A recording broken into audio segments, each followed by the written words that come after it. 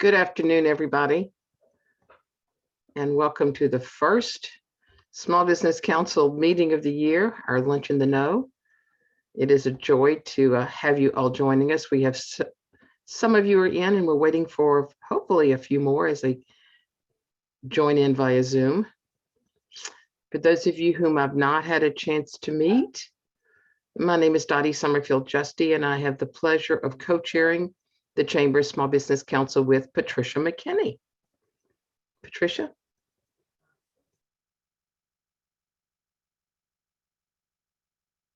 Patricia, you're muted. A common faux pas, right, in this virtual world. Hello, everyone, and we thank you so much for taking time out of your schedule to join us today. I want to go ahead and acknowledge the engine of our Small Business Council programming. Without our sponsors, we would not have the capability to move forward with impactful information. At this time, we will hear from our longtime supporter, Independent Bank, and our new partner, United Healthcare. Speaking on behalf of Independent Bank is Jeff Kimbrough, who is Vice President of Banking, and following Jeff will be Kelly Lowery, Vice President of Small Business with United Healthcare. Jeff?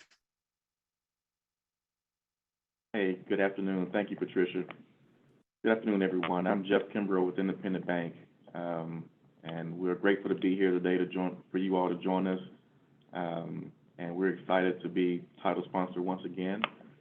As we navigate through another year of this pandemic, we are excited actually to kick this year off to hear the state of small business in the U.S.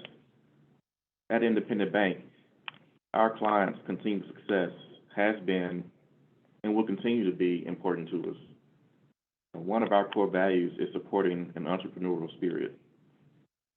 So being a resource to our community is how we all can succeed, during these unprecedented times. I will not take up much of your time, but as always, I really want to thank you all for joining us this afternoon. I do ask that you connect with one of our iBankers really soon so that we can be a resource to you and your business. Give us the opportunity to serve you heroically. Thank you, and I hope that you all have a wonderful year in 2022. Thank you. Thank you, Jeff. Kelly? Hi, I'm Kelly Lowery with United Healthcare. I'm the Vice President of Small Business for Arkansas and Tennessee. And we are really excited about our new partnership with the Greater Memphis Chamber. United Healthcare is committed to small business employer, the small business employer market and the needs of their employees. Over 200,000 small business employers trust United Healthcare to serve their needs, as well as those of their employees. through United Healthcare, small business employers have access to what we like to call big company benefits. We focus on making it easier to do business with us, allowing business owners to spend their time on what's most important to them, running their business. We are, as I mentioned, one of the largest providers of benefits for small business employers. And again, really excited to enter this partnership with the Greater Memphis Chamber. You'll be hearing a lot more about the opportunities and the plan designs that we'll have available in the coming months. So thank you for having me today. And again, looking forward to building a great relationship with you, the small business market, and with the Greater Memphis Chamber. Thank you, Kelly, and thank you, Jeff, our wonderful partners. Now I'm going to toss it over to Dottie, my co-chair. Thank you, Patricia. As we start the year off, there are a few people who have joined us today. The Small Business Council wouldn't be able to do what we do without the knowledge and the participation of what we call our think tank. And these are our members who meet with us monthly to help plan and devise what we think would be the things that you all in the Small Business Council want to know. And joining us today are a few of our Small Business Council think tank members. I see that Catherine Gray is with us from Independent Bank, and Michael Detroit with Playhouse on the Square, Circuit Playhouse. And I don't think Michael has missed a meeting since we started this. And thank you very much for representing us so well. It is my pleasure now to introduce our speaker for today, Tom Sullivan. And I'm not going to take up too terribly much of your time. Tom is the Vice President of Small Business Policy for the U.S. Chamber of Commerce. We had the pleasure of seeing him a couple of years ago when he was here. Tom has a JD from Suffolk University Law School and a BA in English from Boston College. But as the policy director for small business, Tom works with the U.S. Chambers nationwide and is able to harness and focus the views of small businesses and translate that to the grassroots power into federal policies that bolster free enterprise and reward entrepreneurship. Tom runs the U.S. Chamber Small Business Council and engages the members in it across the country. Without further ado, I'd like to introduce Tom Sullivan and turn the program over to him. Well, Thanks for being with us, Tom. Thank you for having me, Dottie. And Patricia, thank you for having me. As I transition to share my screen, I'd also like to thank our partners today, but in a little bit of a special way. Kelly, first of all, I want to thank United Healthcare, and the reason is personal. If anyone has high resolution on their cameras, they may wonder, who is this guy dressed up in a sport coat with a black eye? And thanks to United Healthcare, the cost to fix my broken nose through surgery will be taken care of by a wonderful health insurance company. So Kelly, thank you for that. The bandages came off this morning. I had broken my nose while playing basketball with my teenage boy over Christmas, who I discovered is not so little anymore.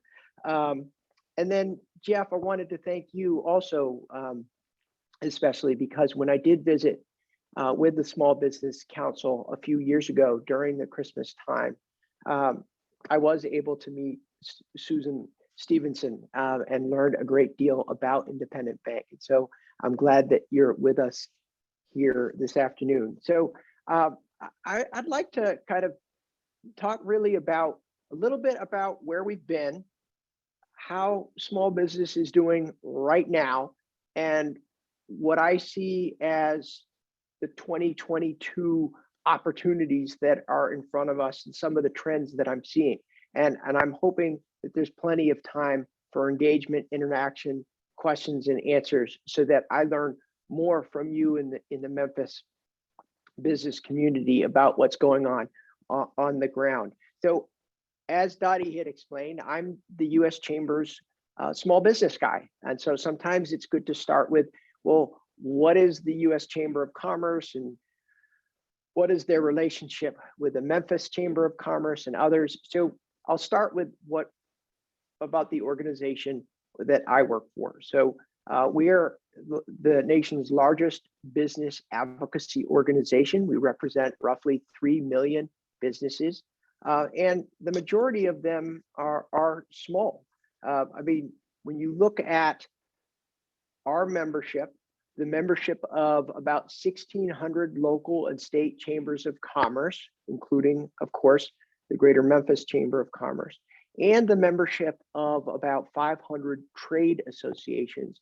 There are roughly 3 million businesses, and roughly 96% of those have fewer than 100 employees. And the last time we really dug into membership, we found that about 75% of that broad membership have actually fewer than 10 employees.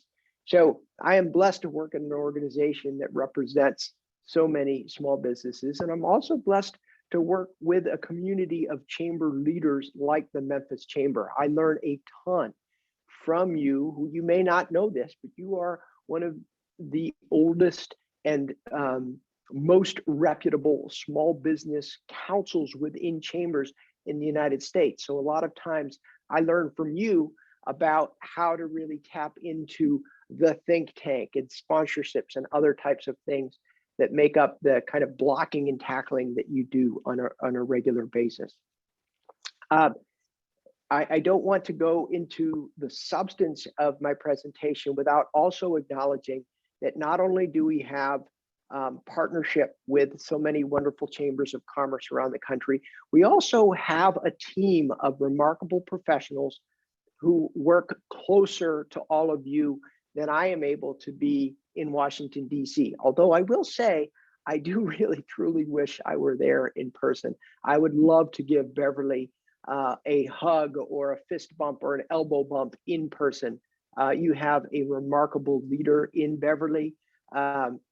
She was nice enough to share some of the exciting things that you all are doing when she presented before the top 100 local and state chambers of commerce back in the October timeframe. But even though I would love to be with you in Memphis, I do have colleagues who work closer to you, and in particular, our Southeast Regional Office that is run by Moore Hallmark.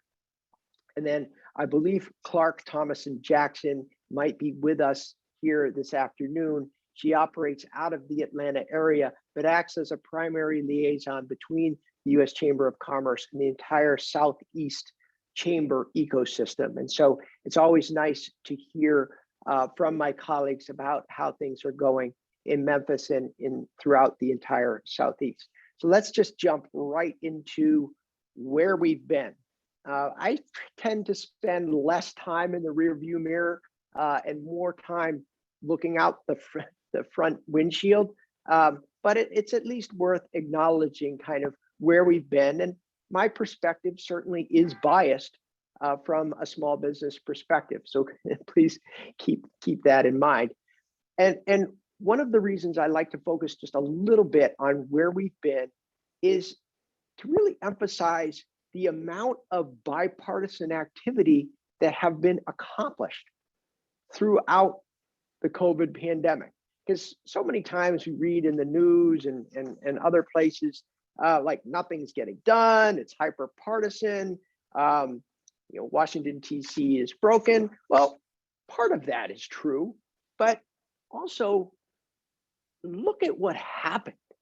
There was basically the entire economy shut down. And then Congress passed 7 laws in less than 12 months, specifically designed to help small business. Like that is amazing when you think about it. And almost each one of those laws really started with the creation of the Paycheck Protection Program, PPP.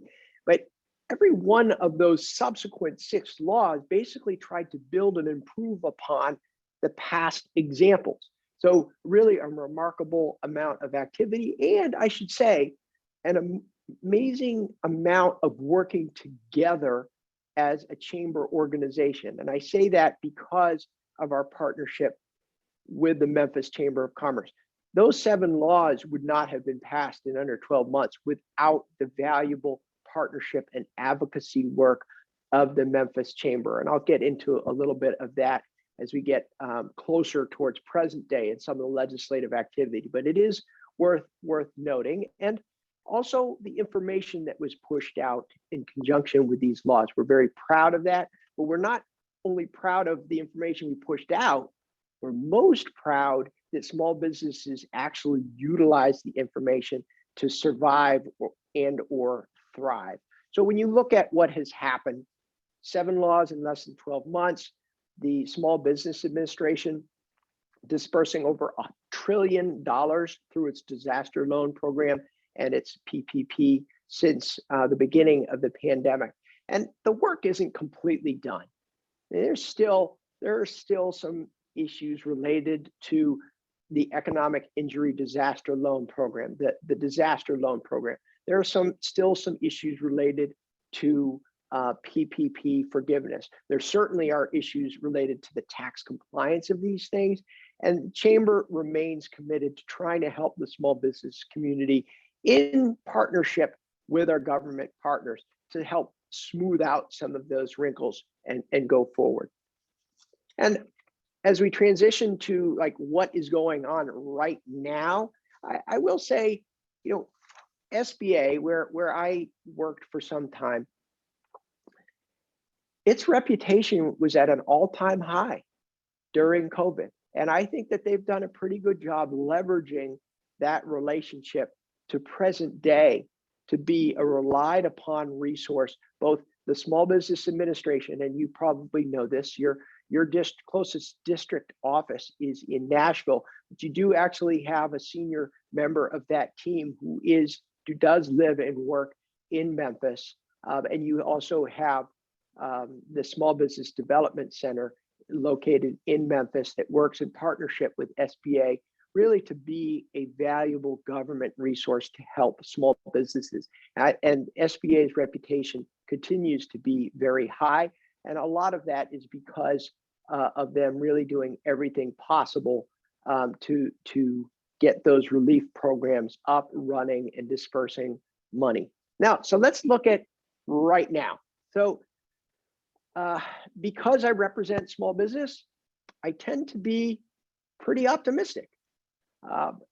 And those of you who are small business owners, you know exactly what I mean.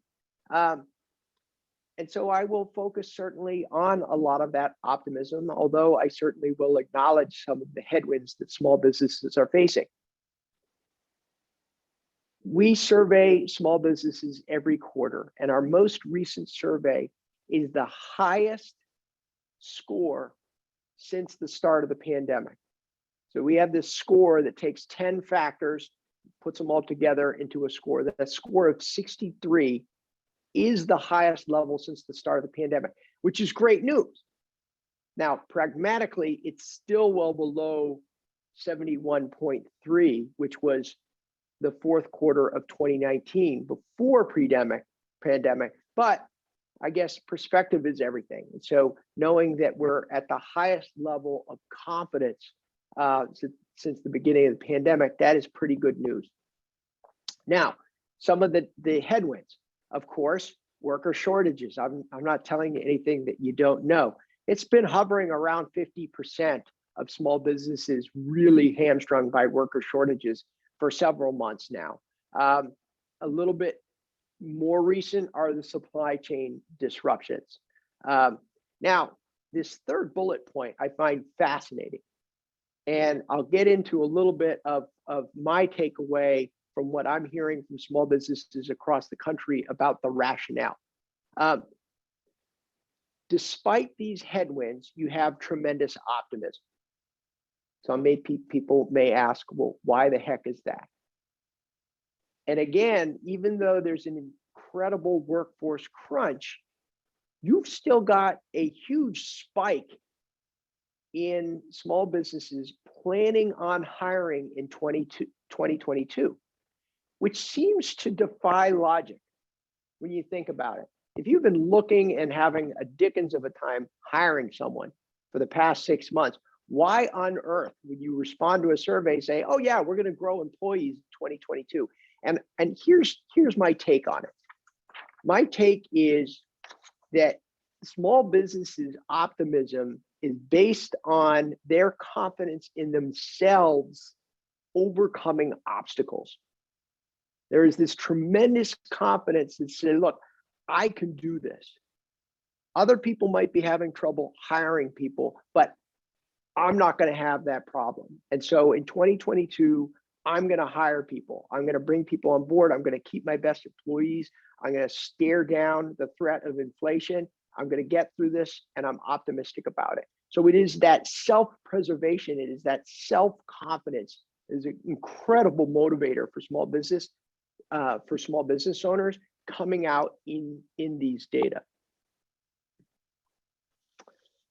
Now, I'll get into a little bit about some of the headwinds that we're talking about too. So when asked, close to 75% of small businesses are concerned with inflation.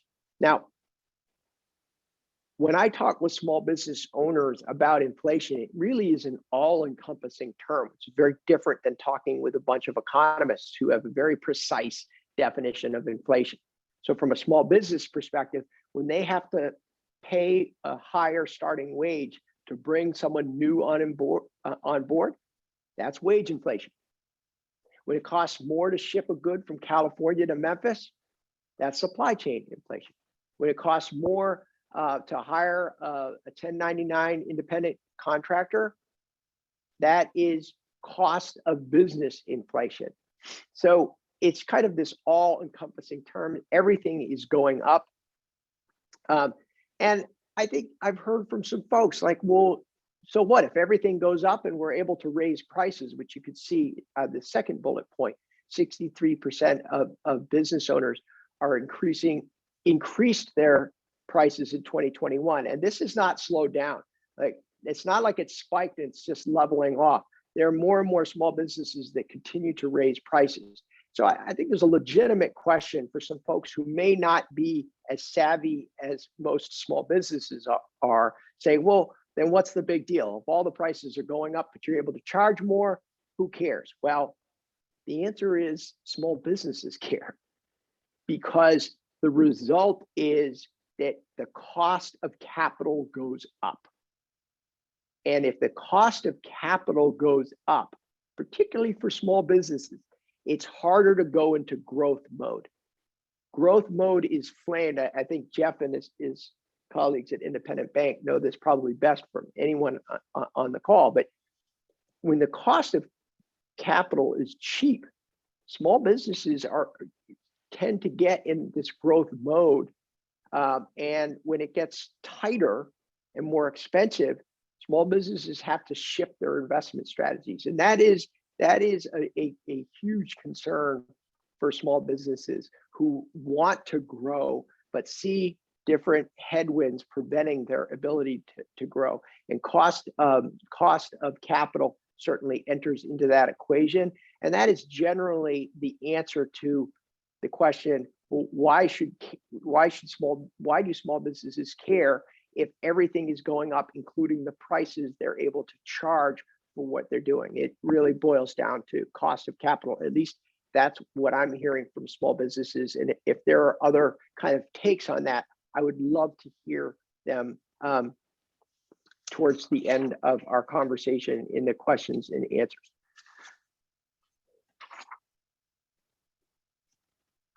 Joe, this slide really tells the same story of the last two slides, although that third line down, nothing.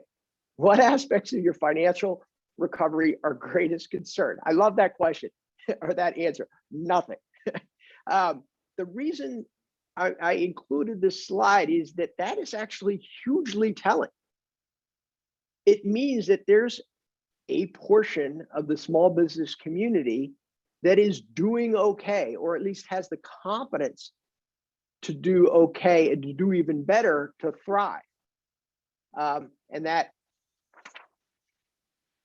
ever-present threat, whether it's Omicron spikes or other things, and the government all of a sudden instituting a shutdown, still exists. And it gets at kind of this overwhelming sense of, gosh, I just need something to be certain about, which is not necessarily a small business challenge. It's a global challenge. This lack of certainty in anything is really causing concern. But some small businesses are able to power through that, and that answer of nothing is our greatest concern actually is telling. And this next slide kind of pushes us up into a significant optimistic, also a little bit of a future leaning trends that I'd like to focus on a little bit. And also I'm curious about your reaction in the Memphis area about how this is playing out. So if we go to the smaller of these two boxes, it's a graph about how long it took for small businesses to recover after the Great Recession. And so let me pretend to be a total economic nerd for a second, because it does deserve at least some context. That context is the startup curve, which means growth of startups in America, has been relatively flat for a couple decades. That's not to say that startups aren't doing well, they haven't done well, but I want to make sure to say that this is a 20 or so year problem or challenge that is not a political, you can't just overlay a Republican or a Democrat administration and say, see, they were in power and therefore startups went up or down. No. There's a lot more to it than that. But the overall startup trend, the growth of new businesses, has been relatively flat for about 20 years. And there's two things that can happen when that curve starts going upward, which is a very good sign. First of all, self-employed. Largest set of small business community in America. 83% of America's 30 million small businesses don't have employees. Now, the danger of only focusing on self-employed or the non-employers is, well, wait a minute, there's another side of that coin. If everyone gets laid off tomorrow and they still have to feed their family, they're probably going to try to start a business just to survive. So that's not the most positive message about entrepreneurship. And it is a real phenomenon. It's called survival entrepreneurship. And I won't go down that rabbit hole that kind of talks about immigration, some other stuff, but it is a phenomenon. Survival entrepreneurship is an important component of the entrepreneurial economy. However, just focusing on non-employer startups is a dangerous way to say how great startup activity is, because the other side of the coin is, well, they all got laid off and therefore big business is bad and all that other stuff that we have to deal with from an advocacy community. But what IRS and the Census have done for the last 15 years, if they have narrowed in on those professions that are likely to be employers, they call them likely employers. And that means that there are certain parts of the business community that are more likely to hire people than not. I mean, you know, the obvious one are restaurants. It's pretty tough to be a one-person restaurant, especially if you're in growth mode. So that would classify as a very simple example of a likely employer. So guess how long it took for likely employers to start trending upward after the 2008-2009 recession. And it's a little awkward because our mics aren't all in, so I'll answer the question. It took 10 years. Now, fast forward to the pandemic, it only took 4 months for new likely employer startups to bend the curve upward, which is amazing. But on the other hand, pretty easily explained. And again, this shows a little bit of my small business bias, but entrepreneurs solve problems. That's what small business owners do. I have not lived through a history that has had more problems than we've had in the past 21 months. Therefore, more entrepreneurs have jumped in to fix things and to solve things and to create solutions. So the answer might be more simple than a lot of economists are agonizing over. At least that's my theory. And actually, the data prove these points as well, because that startup spike that happened 4 months after the beginning of the pandemic was almost all in transportation, logistics, and delivery. I mean, Uber Eats, and I know FedEx, a great Memphis business citizen, but FedEx and Uber Eats can only deliver so many packages. So in swoops small businesses to try to make up the capacity that was lacking. Now, over time, that trend has leveled out. What we see now is the highest startup growth of likely employers are online sales platforms, but not the way we were talking about online sales 2 or 3 years ago. The new term, and the term for 2022, is omni-channel sales. So if you've never heard about this, this is my business word for 2022. And maybe it's 3 words. I'm not sure if there's a hyphen in there, but omni-channel sales means that there is a combination of online and in-person interaction prior to a customer or client making a purchasing decision. Now, it goes from the very simple to contracting with Home Depot to get a curbside pickup of a new Weber grill. That's a very simple situation. Although a reporter I spoke with last week was fascinated to learn the behind the scenes logistics for that transaction was all powered by a number of small businesses. Getting that Home Depot to actually have an e-commerce transaction that ended up with a product being available at a specific time for pickup at the curb, that's powered by small businesses. If it gets delivered to someone's residence, there are even more businesses involved. And most of those small businesses, because they're so able to innovate so quickly, and then the larger businesses can take advantage of some of those innovations. So omni-channel also extends to services and business-to-business transactions.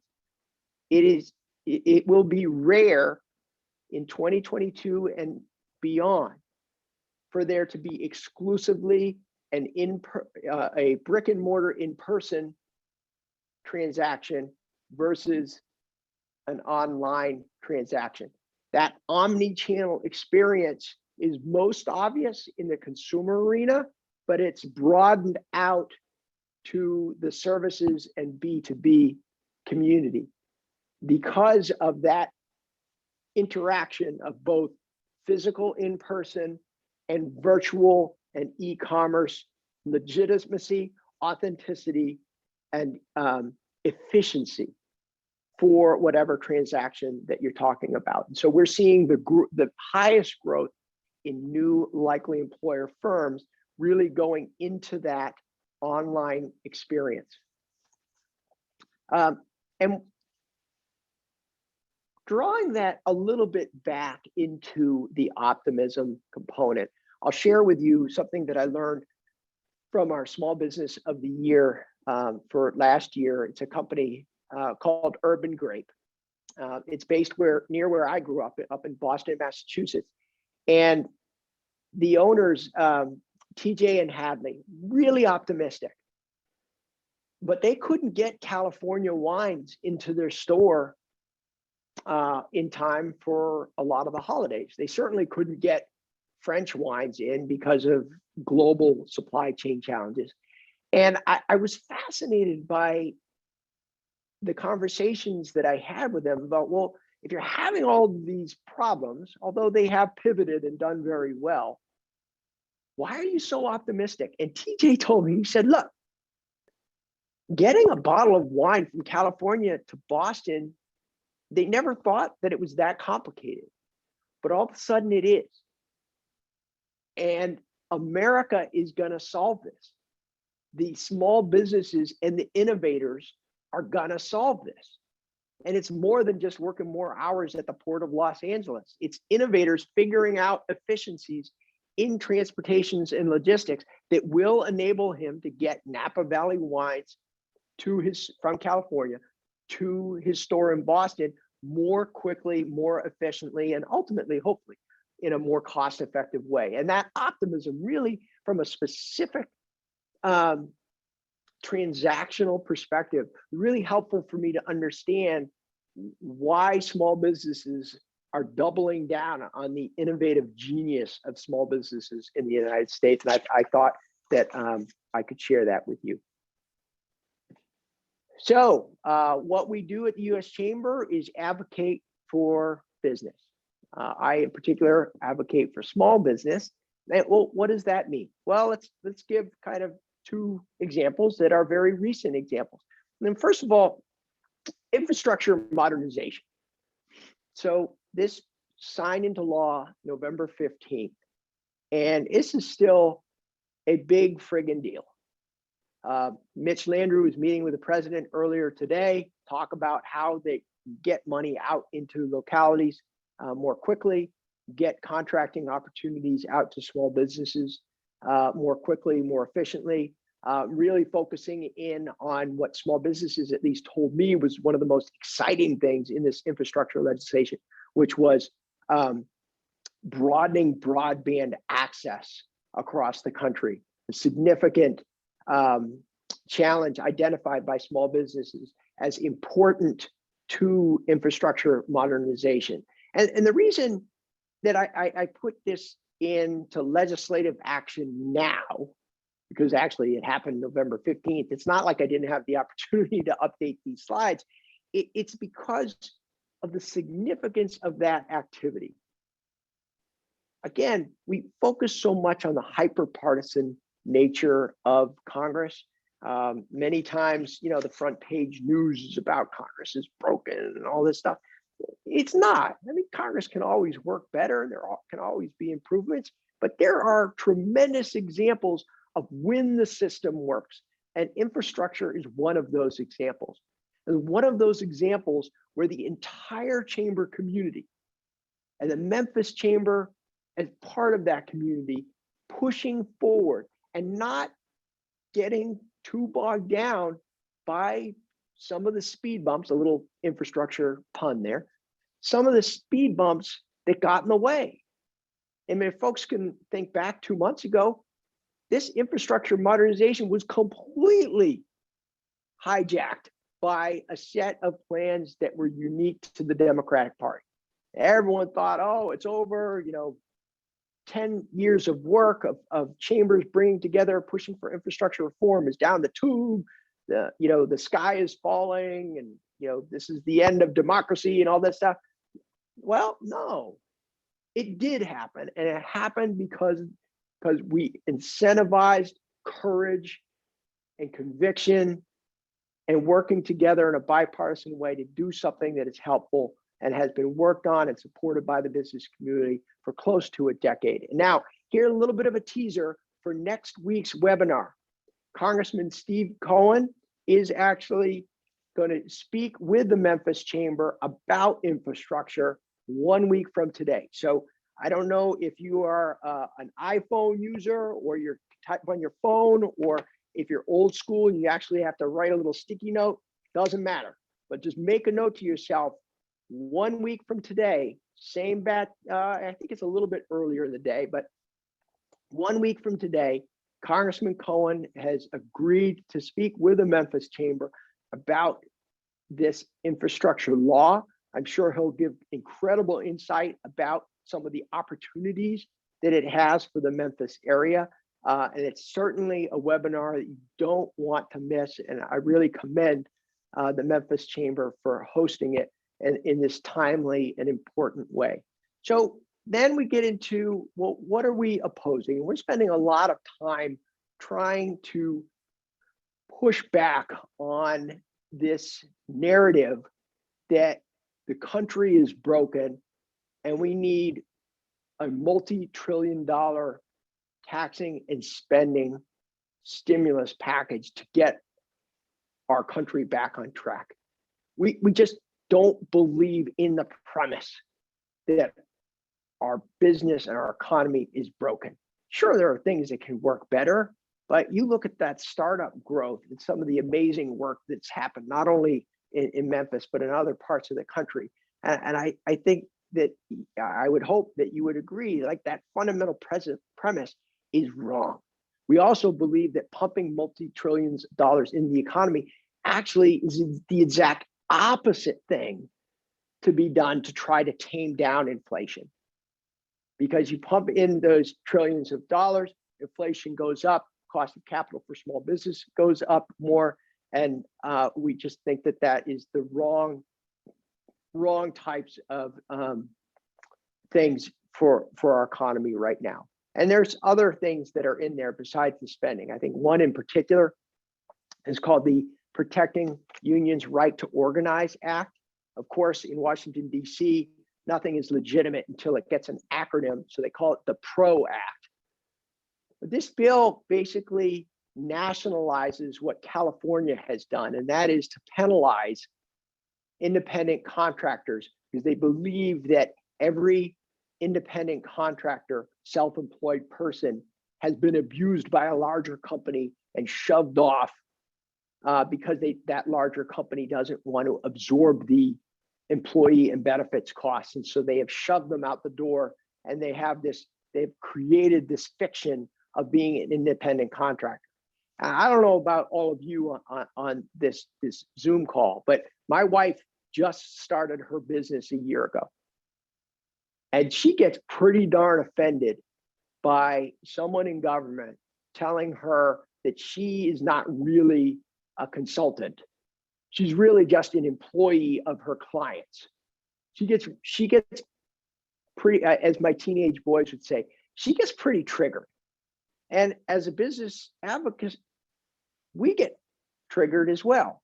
And that's part of this reconciliation package that President Biden is trying to convince the Senate to push through. Now, luckily last night, Kristen Sinema and Senator Joe Manchin said that they didn't want to change the filibuster rules that would allow for a simple majority to pass laws like this multi-trillion tax and spending legislation.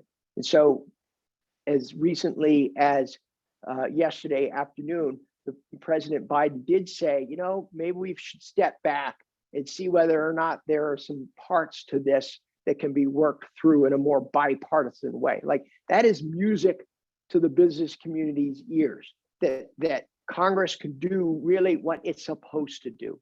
And that is start with a group of bipartisan officials, identify problems, and then identify bipartisan solutions that hopefully will enable and not inhibit the business community. So I think that we're doing a pretty good job of pointing out some of the flaws in this approach. Yesterday's defeat of Senate rule changes was certainly a significant victory for the U.S. Chamber. And then we are trying to make sure that those pro-business Democrats and those pro-business moderate Republicans know that we are supportive of them going forward to try to seek more bipartisan solutions. So that's what we're doing now.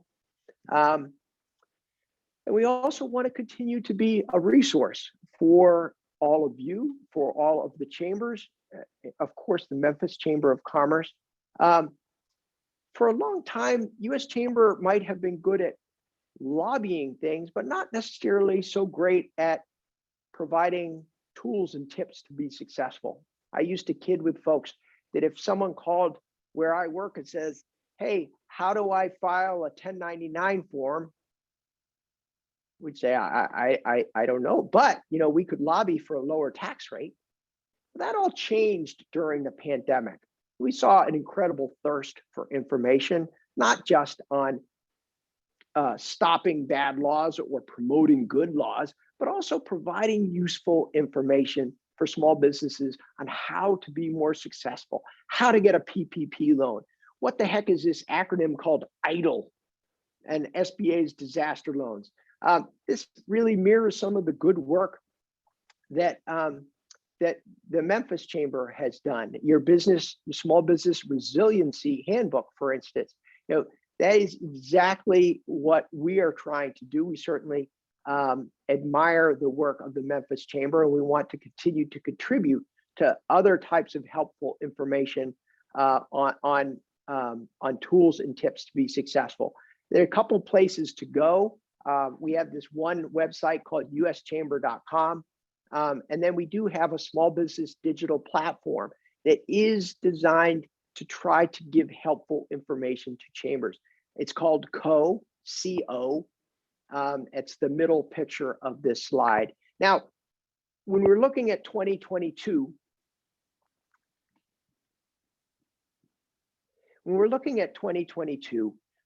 and I'm going to stop sharing so that we can jump into questions and answers. So as I'm mapping out a little bit of 2022, if folks would like to kind of formulate their observations or questions, please do that. I already mentioned this kind of trend towards omni-channel. And what about some of the policy trends? What I'm seeing, especially on the workforce shortage, is that their employers are doubling down on keeping their most valuable staff. And in order to do that, there is a greater emphasis on providing healthcare, providing benefits and others. And so I see these traditional small business policy issues relating specifically to a worker shortage. And how we're addressing that, I've asked many advocates and small businesses themselves, when you are able to meet with a legislator, ask them one question. Ask, what are you doing to help me as a small business owner hire one more employee? Simple question.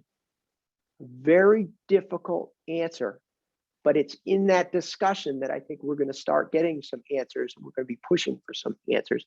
I see that the chat has some folks in there.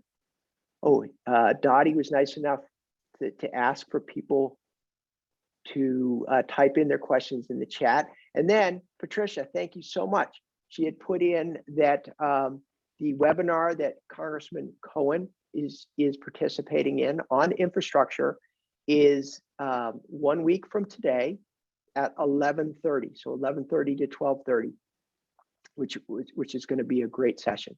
So with that, Dottie, I'll turn it back to you. If you have any questions or other folks have any questions, be happy to answer. Tom, I'm going to jump in with a question before somebody else does. In the slide that you did with the survey that came up in December, which was fascinating, that said that small businesses, what can they do financially? And you said nothing. When are you going to redo that, especially when Omicron hit and things? Right. I think the answer would be different 3 or 4 weeks later is what because we're getting ready to do a survey also for small businesses, and it'd be interesting to know what you're hearing as opposed to what you saw in your survey. Well, thank you. So you are pointing out a challenge is that's the MetLife U.S. Chamber of Commerce survey comes out once a quarter. So we won't be updating it until the end of first quarter 2022. However, I put together a weekly compendium of data. And I'm looking, I have my little cheat sheet here. I'm kind of old school. I still like print stuff out. It annoys the heck out of folks. But every week there are data that come out that give a little bit more of an up to the minute perspective. Probably the most remarkable weekly data set is done by the Census Bureau. It's called the Pulse, Main Street Pulse survey. This is a survey that actually surveys over 885,000 small businesses every week. And if you're a data nerd, like that is a pretty amazing sample. They take a pause every couple months because there is survey burnout when you're looking at that large of a survey. But there's one trend that scares me, quite frankly. It just popped up about 3 weeks ago. Sales revenues are starting to take a sharp decline. Started 3 weeks ago. Last week, it was exacerbated sector by sector across the board. So they come out this afternoon. I'm going to be, right after this webinar, I'm going to be diving in. And I'm going to be praying that they level out, or at least are not consistent by every sector. I'm not saying that that's good, because you don't want any of the sectors to be taking these hits. But over the last 2 weeks, over the last 3 weeks, it's been kind of scary. And that is, I'm convinced, that is a direct relationship with the Omicron spikes. Now, give me the name of that one more time so I can put it in the chat. Sure. This is the Census Bureau Main Street Pulse survey. It is actually a really cool survey. They have, you can break it out by state, you can break it out by sectors, you can go all the way back to the beginning of COVID, and they do every week. You will notice there are these pauses in there, but they've restarted every time. There haven't been many big shifts over the last several months. Right.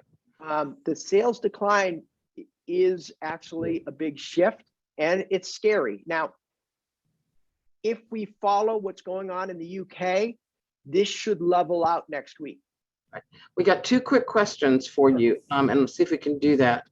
So Mary Olds asked, what are some best practices for small business offering healthcare? And we can get into a whole discussion with that with our new partner, Kelly Lowery, but meaning, do you normally see where businesses are offering health care coverage to everyone? And then another one is, with optimism among small businesses, are there industries that are more optimistic than others? So those 2 questions. So let me start with the first one about healthcare. So there is a little bit of a divide. I'm really just authenticating what small businesses tell me. There's a divide between entry-level wage earners and more senior wage earners. At an entry-level wage earner, the healthcare may be more important for the small business owner's perspective, but not from the employee's perspective. And that gap isn't necessarily resolvable by trends. It's good to acknowledge that you can't just enter into this and say, everyone gets healthcare, everyone doesn't, because the entry-level worker just wants a higher wage. And it drives small business owners crazy, because they view their employees as their family, and they want them to be okay, and they want them to be insured.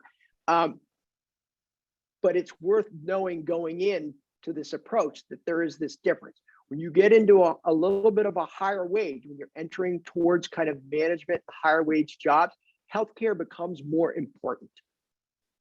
And in those cases, it is a state by state phenomenon.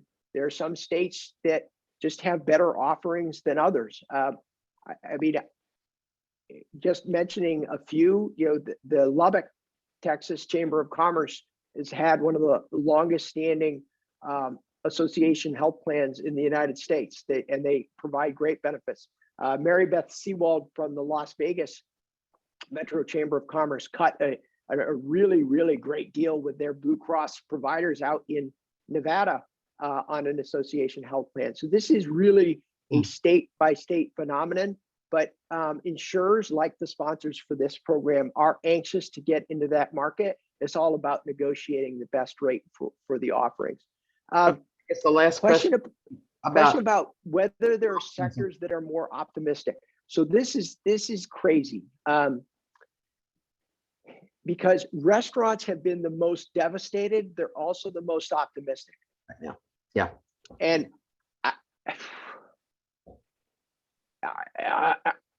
the only rationale that I've heard, and this shows up in data, are what folks in the home construction industry called teardowns. So I grew up in a community outside of Boston that had all of these wonderful plots, but old houses on them. So they would just like blow up the house and then build on the same foundation. And folks in the restaurant industry are telling me that that's becoming kind of the normal. There are restaurateurs who are just basically blowing up their, not literally, just figuratively, they're just wiping out their old model and then quite literally building stuff new and reinventing themselves, not only with a new physical location, but new concept, new areas for takeout, curbside, all this stuff. So you see actually the greatest optimism in the industries that are getting hurt the hardest. Yeah, and that's interesting. My brother-in-law, and thank you very much, Teresa Griffith, for the link. My brother-in-law is in the restaurant business, and we were talking about that at a very large level, 200, 300 restaurants across the country. And because of what happened in the early stage of the pandemic, he said about 30 to 35% of their business was takeout, and they're never going to change that model. And that's a model that didn't exist before March of 2020. Tom, I think we've reached the end. We've got about 4 minutes left before we give the time back to everybody. We can't thank you enough. Dottie, can I, so Michael just put in an amazing comment that I do want to at least address.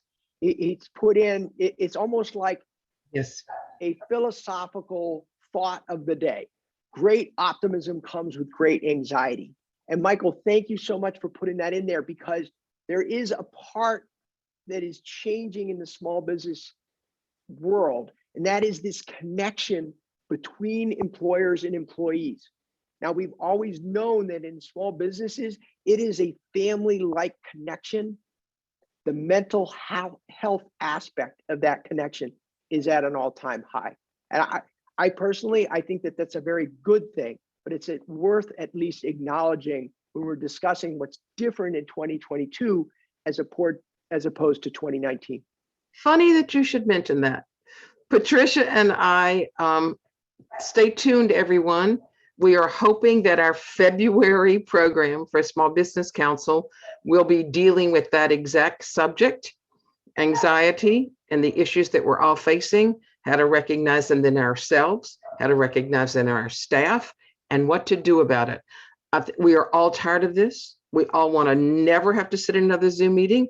Nothing would make us happier than to be in some room somewhere where Tom Sullivan, my 5'2" could give your 5'6" a huge hug, but we're not there yet. So we will carry on as we are. But Michael, thank you all. Patricia, I'm going to throw it back to you for some more announcements, please. Yes, Thank you, Tom, thank you, Patricia. you have given so many great nuggets that I'm just going to unpack and even share with our small business sector at our among the membership. So thank you, thank you, thank you.